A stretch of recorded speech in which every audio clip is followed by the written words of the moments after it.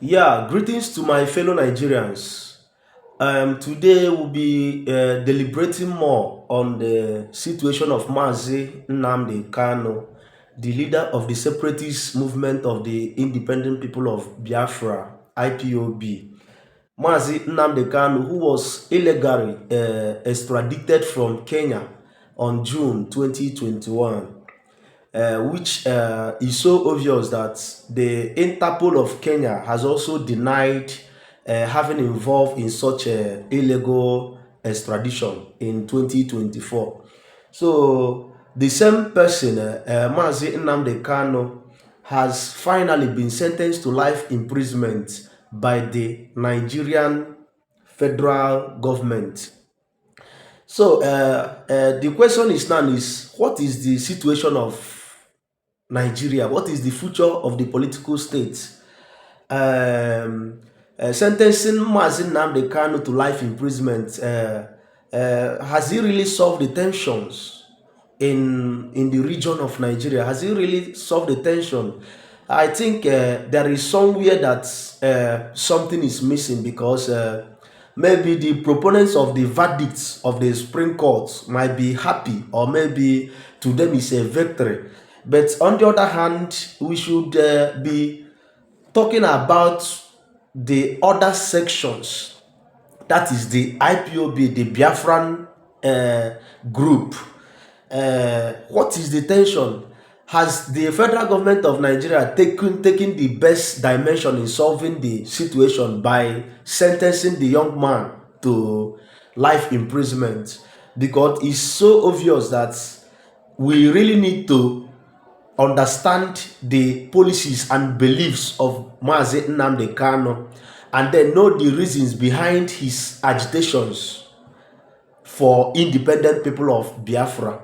Because from the look of the matter, it's so obvious that before IPOB started, before this movement started in Nigeria, there have been series of illegal occurrences in Nigeria, which has brought a lot of dissatisfaction to majority of Nigerians. Which, if I am right, I will say that there have been terrorist groups that have existed before IPOB, which we have the Boko Harams today, we have the Fulani herdsmen today, we have the bandits, and a lot of killings.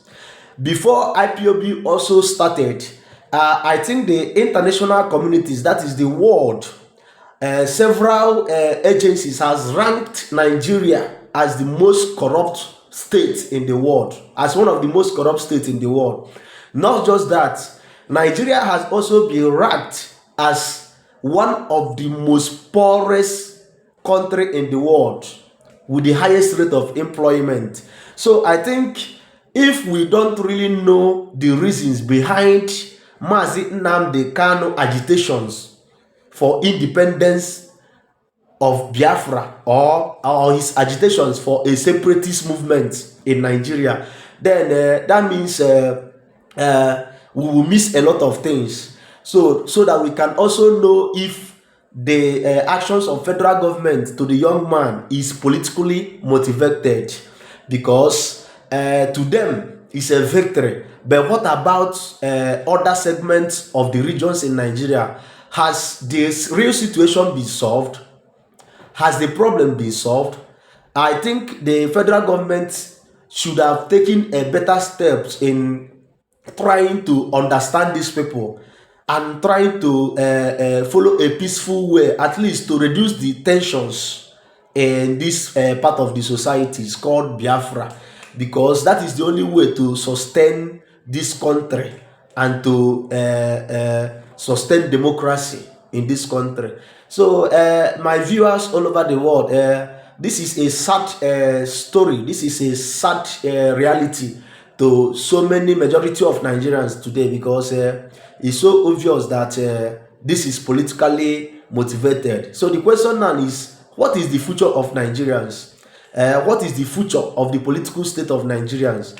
Has this Supreme Court verdict on Mazin Nnamdi Kanu of life imprisonment, which to them was under mercy, that is to case that Mazi Nnamdi Kanu deserve a capital punishment, that is a death penalty, which the judge Omotosho has given the verdict under mercy, that is verdict of life imprisonment.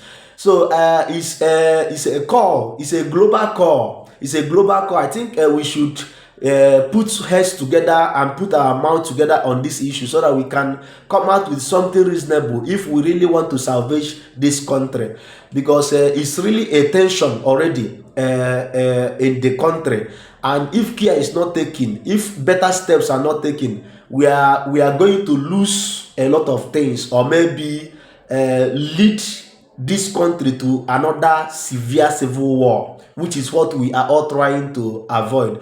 So I think the federal government should have taken a better steps, since they are finding a peaceful approach to dialogue with other terrorist groups in Nigeria, like the Boko Harams, the Fulani herdsmen, which is all over the place. That federal government is calling for a peaceful dialogue with such terrorist groups, and it's so obvious that these terrorist groups has done more harm to Nigerians than the Biafra movement has done to Nigeria.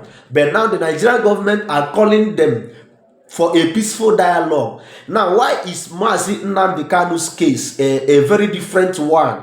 Why are they now taking a very dangerous approach?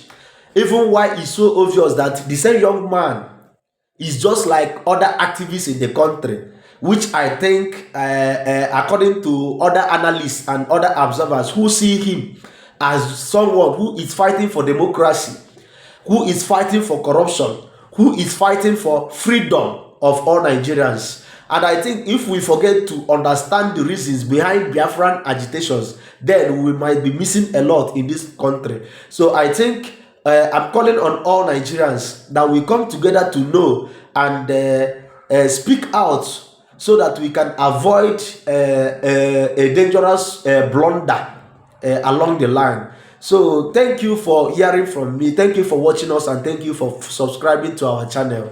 I love you guys all.